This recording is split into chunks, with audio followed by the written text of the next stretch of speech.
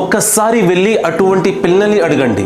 ఎవరి తండ్రి అయితే మద్యాన్ని సేవించి త్రాగుబోతుగా మారాడో వారు తెలియజేస్తారు, రాత్రి సమయం తండ్రి వస్తాడు కదా అని మేము గేటు దగ్గర ఎదురు చూస్తూ ఉంటాం, కానీ తండ్రి చెత్త కుప్పల మీద పడి ఉంటాడు. అల్లాహు అక్బర్. పిల్లలు అనాథైపోతున్నారు.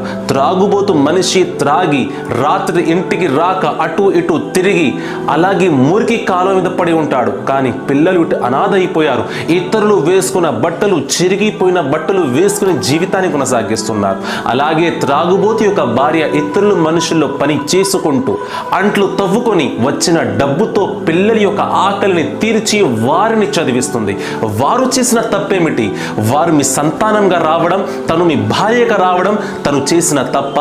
త్రాగుబోతు మనుషులతో నేను ప్రశ్నిస్తున్నాను, మీరు త్రాగుతున్నారు, కానీ శిక్ష మీ పిల్లలకి పడుతుంది, శిక్ష మీ భార్యకి పడుతుంది. ఇతరులు ఎవ్వరు కూడా మీ భార్యని దగ్గర రానివ్వడం లేదు, ఇతరులు ఎవ్వరు కూడా మీ భార్యతో మాట్లాడడం లేదు, మీ పిల్లల్ని ఎవ్వరు కూడా ప్రేమించడం లేదు. వారు చేసిన తప్పేమిటి? అమ్మాయి అయినట్లయితే పెరిగి పెద్దయిన తర్వాత తన వివాహం కూడా అవ్వడం లేదు. త్రాగుబోతు మనిషి యొక్క కూతుర్ని ఎవ్వరు కూడా చేసుకోవడానికి సిద్ధం అవ్వరు. అటువంటి పరిస్థితి ఆ మద్యం వలన వచ్చింది. కావున దాన్ని విడిచిపెట్టండి. అల్లాహ్ దగ్గరికి వచ్చి మస్జిద్ లోనికి వచ్చి మీరు క్షమాపణ కోరండి. ఖచ్చితంగా అల్లాహ్ మిమ్మల్ని క్షమిస్తాడు.